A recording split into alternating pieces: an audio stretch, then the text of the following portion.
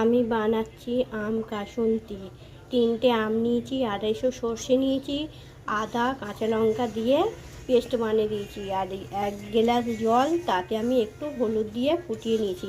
এবার ওই আমের সর্ষের পেস্টটা ঢেলে দিচ্ছি।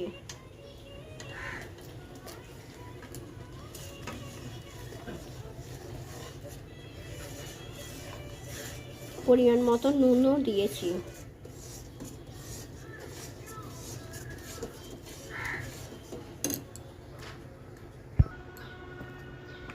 আমি সসেতে 8 বাটি চিনি দিলাম।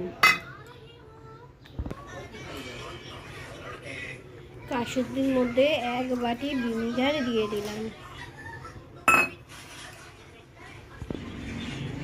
সব শেষে কাসুন্দির মধ্যে দিয়ে দিলাম 1 বাটি সর্ষের তেল।